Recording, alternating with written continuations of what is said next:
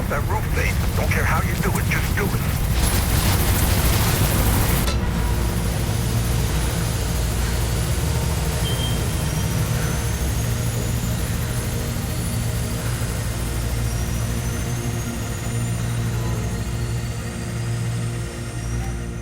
You can't live on the edge all your life, Faith. Sooner or later, you have to jump.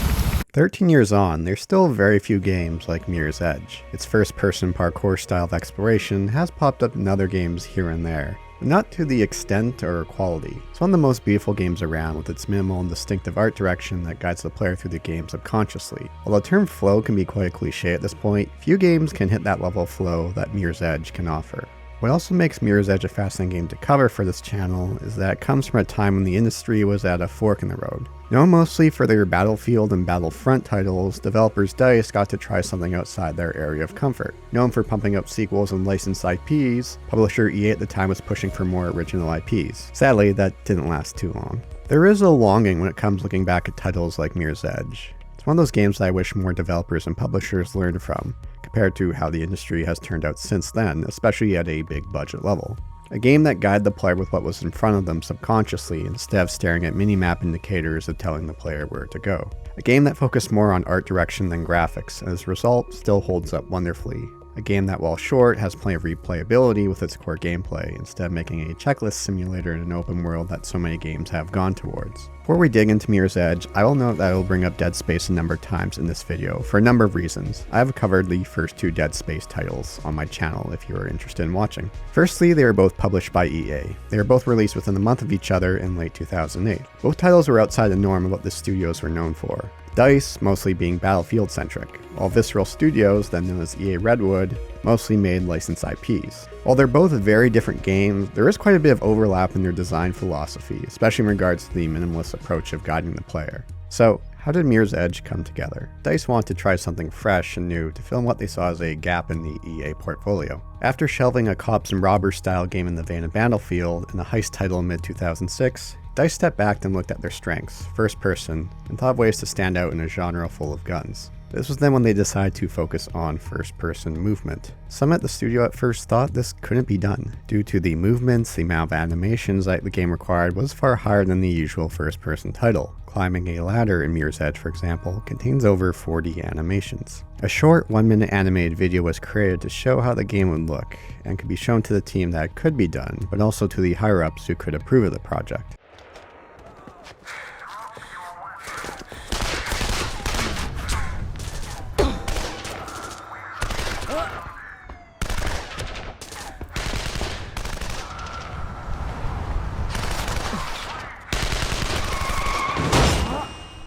Around this time, parkour was growing in popularity. Do recall around this time of the initial concept, Casino Royale came out with this memorable parkour-based chase at the beginning. Parkour! The pitch to the higher-ups at EA also came at a good time. The CEO at the time was pushing for more original IPs instead of needing to license every game. DICE had a solid track record in regards to scoring high on Metacritic, and also being located in Sweden, they did receive less oversight, and with their track record, they got the green light. While DICE is known for their in-house engine Frostbite, Mirror's Edge makes use of Unreal 3 engine. Frostbite at the time was currently in early development, and it's simply astounding with what they were able to do with this engine. When you think Unreal Engine 3, I mostly think of the brown and gray shooters that were very prominent at the time. This includes Gears of War 2 that released around the same time frame. The visuals of Mirror's Edge are instantly recognizable and serve a number of purposes. Firstly, it helps, and still does, stand out in a sea of gritty-based or brown and gray games that were quite common at the time. As well, due to the movement and how fast you can move through the game at times, without objective markers to guide you, the game needs to rely on colors to subconsciously guide you. Mirror's Edge makes use of an extremely limited color palette, that being red, orange, yellow, blue, and green.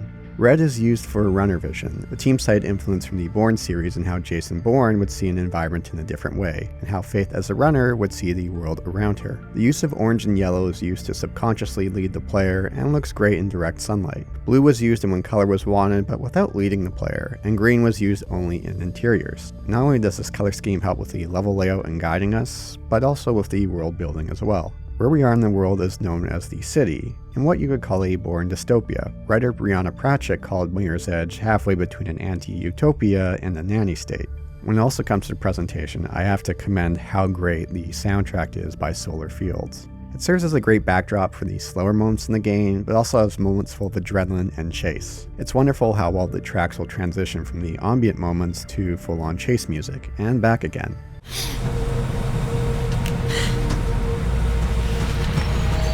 Get out of there, Faith.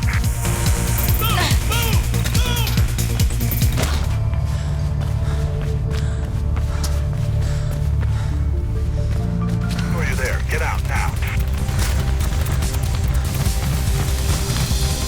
Like I mentioned in my previous video on Human Revolution, this is another soundtrack that I love to listen to as working. Oh, and who could forget the game's wonderful theme song, Still Alive.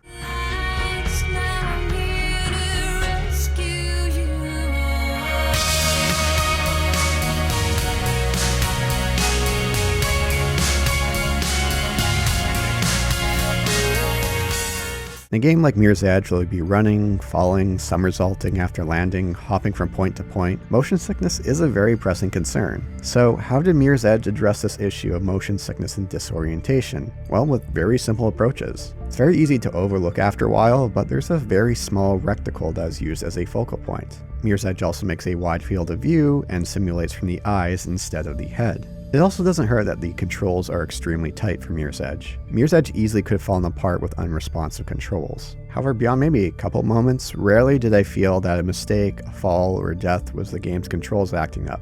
It was on me. While we are guided by colors, with a button press, Faith will look in the direction of where we need to go. Very rarely do I find myself needing to do this, but it is nice to have after a chase sequence and when you need to reorient yourself. And you're not always going to land your jumps. Perhaps jumping from rooftop to rooftop, you jumped too early and didn't make that grab. To which you'll be treated with this death animation, which is terrifying, visceral, heart-pounding, and memorable. The sound design here of falling to your death is especially noteworthy. What's on there?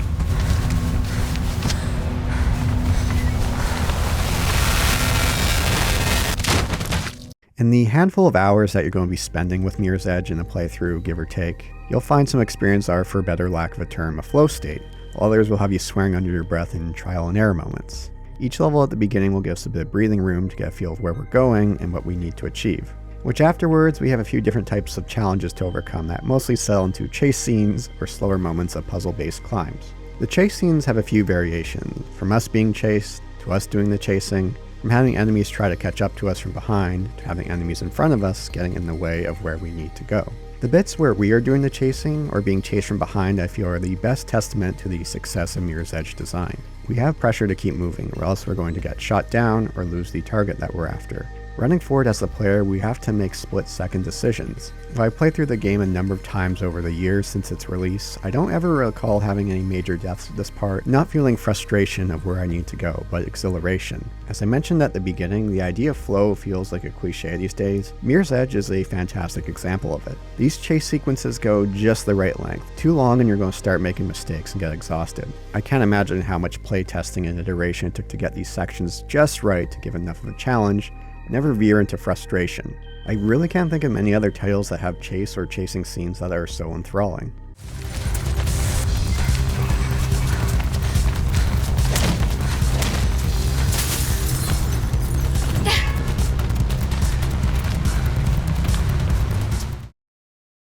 Unfortunately, while these types of chases are the game at its best, the moments where we have enemies in between us and our destination are the game at its worst. While these areas will have ways for us to bypass them as we're being shot at, these require very precise timing and end up being close to trial and error. That, or it's just easier to take part in combat. Combat in Mirror's Edge isn't terrible, but it isn't great by any stretch of the imagination. This wasn't really the focus in development. I'm wondering how much pressure they felt from the higher-ups at either DICE or EA to have some kind of shooting and combat elements. After all, DICE is well versed in gun combat. When it comes to guards with guns, which is pretty much all of them, you could do attacks like jump kicks, wall jump kicks, but these barely leave a scratch. What you really need to do is get close enough for them to swing their gun at you, at which point you could counter to take the gun from them. At this point you could just shoot them or just disregard and run. The timing for counters can be pretty small, although we do have the option to slow down time for a few seconds that makes it an easier process. However, if you do screw this up, it's more or less game over. There's two scenarios in this game where these kind of situations are its most frustrating. There's a section near the end of the game where you need to go through a door which takes several seconds to open with enemies around. Good luck trying to get past them without having to resort to combat. It can always be hard to get the balance right between challenging and frustrating, but whereas the other chase moments manage to be challenging instead of frustrating, these situations with combat are far more frustrating than challenging. And anyone who's played Mirror's Edge knows this extreme frustration that happens near the very end of the game in the server room. The amount of times it took me to get through this part was not something I'm exactly proud of. There is a moment where we do have a boss fight using the game's combat, and you can see what they're going for here, but the execution just wasn't there. When I was writing this out, one of my favorite games and one I've covered in the past, Dark Messiah, popped into my head. How amazing would a game be if you could combine the movement of Mirror's Edge with the frantic combat of barrel tossing and kicking enemies into spikes like Dark Messiah? There are a couple sections that the game does underutilize, and those are the sniper sections. We have snipers who try to take us down quickly, so we have to find the best way forward. We take cover, take a look around, plan out our next route, get to the next point of cover, and repeat. While not as enjoyable as the chase sequences or the climbing puzzles, they're still far better than the combat-based sections. These sections are far better palate cleansers and ways of mixing up the game flow. Probably my favorite sections of the games are the climbing puzzles. These are less focused on making our way forward with speed, more about having to get from point A to point B. Probably my favorite moment in the entire game is this bit further along, where it just slows down. You have to navigate your way up the scaffolding inside the building. I know you probably couldn't make a whole game out of these moments, but there is something that the game could have made use more of. Had they had more of these moments of climbing puzzles compared to the combat from the front encounters, the game would have been far better for it. As if we don't need to rush through these, they are designed in a different way compared to the chase sections. They're just as satisfying in a different way. Taking a look around, having that aha moment of how to progress forward. Just like how the chase sections were a testament to how great the level design is, these moments just show the joy of first-person platforming that DICE nailed. While Mirror's Edge is a short game, it does offer incredible levels of replayability. Reading on the development of the game, DICE makes a number of allusions and references to the racing game genre, and how Mirror's Edge was influenced by the genre. That's really apparent through the time trial modes, trying to get through a level or a course as fast as possible. Plus, the time trial mode gives notification with just how fast Faith is moving.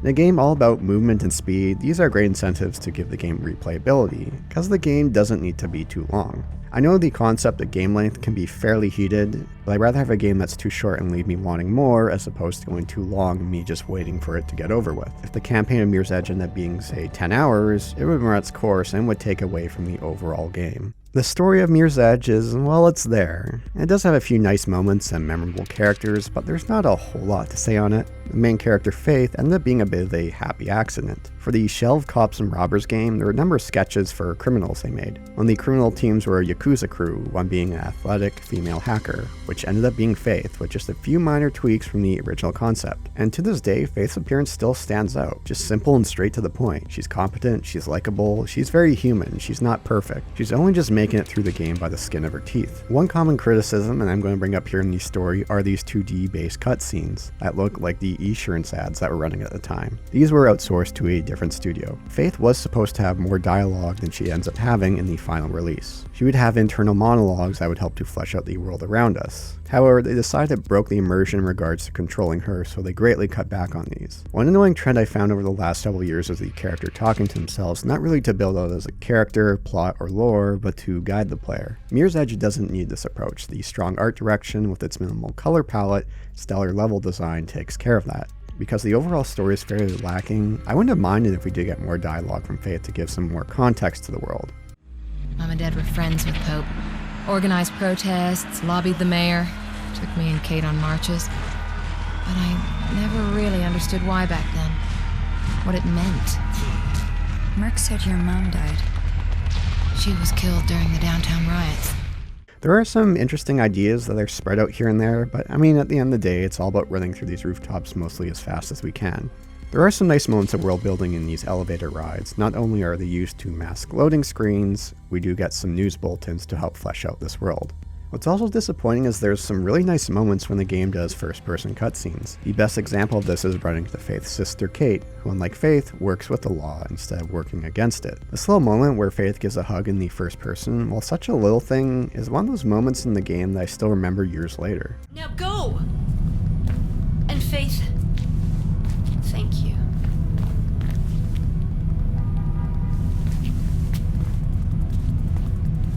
Imagine if this was done in the Eastern style and how much less of an impact it would have. Now, I understand from a time frame perspective, they got this game out fairly quickly, with the initial idea in mid-2006 to being released in the fall of 2008.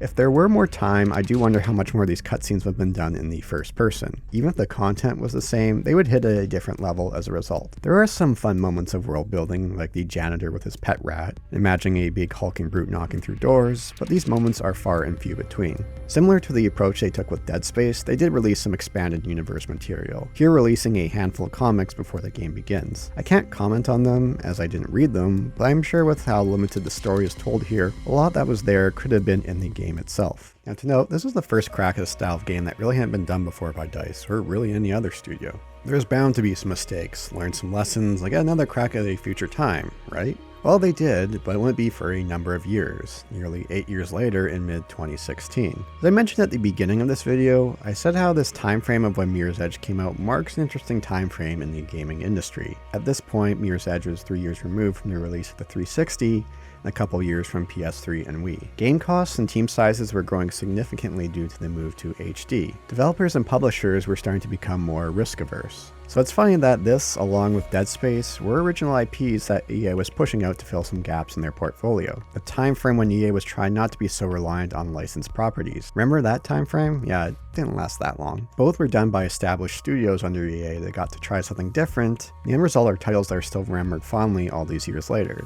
Both games were standout examples of how to guide the player forward and have minimal HUD, both in different ways, but excellent in what they're going for. And yes, they are linear titles compared to, say, open world. One thing I always champion for is for games not to make use of the mini-map or the objective marker as a crutch. In fact, my very first video on this channel was on that topic.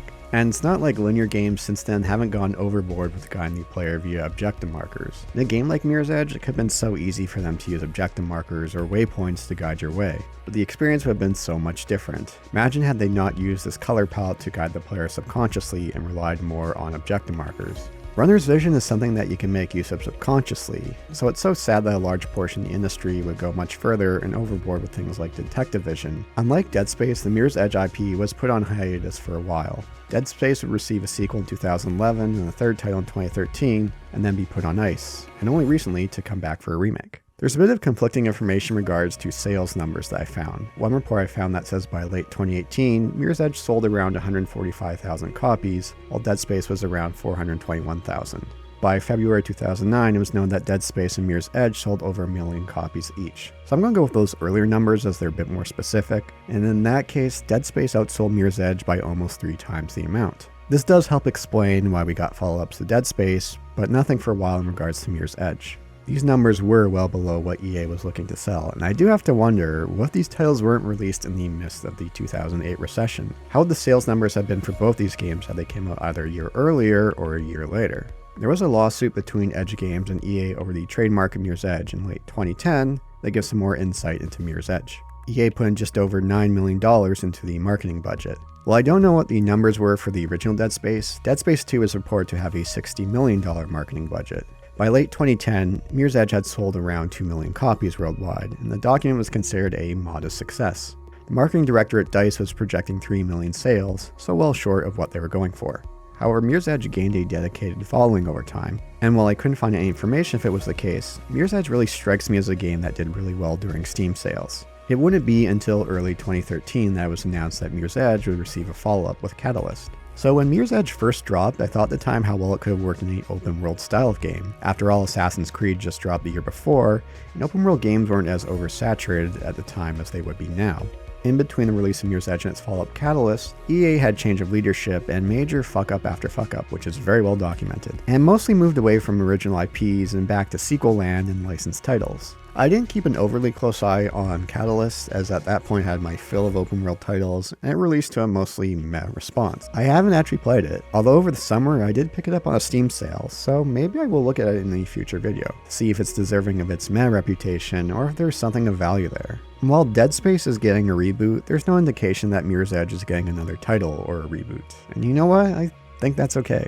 Well, it seems so far EA has learned their mistakes with Dead Space 3 in regards to rebooting Dead Space, we still have to remember this is EA. They'll easily find a way to not stick the landing and shoot themselves in the foot. So maybe it's best to just leave what we have here with Mirror's Edge instead of getting disappointed again. It's why I was puzzled earlier this year, in which I mentioned in my Chaos Theory video, why so many people were clamoring for another Splinter Cell. I don't want to see Splinter Cell get the modern day Ubisoft template and lead to disappointment. Call me cynical if you want, but I'm just trying to be realistic. It's not like Mirror's Edge DNA hasn't been felt elsewhere. It's made its way into games like Titanfall, Ghost Runner, Dying Light, and the upcoming Dying Light 2. But there's something, for better lack of a term, still alive about Mirror's Edge. It's just one of those games I've returned to for a playthrough over the years since its release. And yes, there are moments of frustration, but those moments where the game shines, few games can reach what it was able to accomplish. We'll always have that. We'll always have this game, still alive in our memories.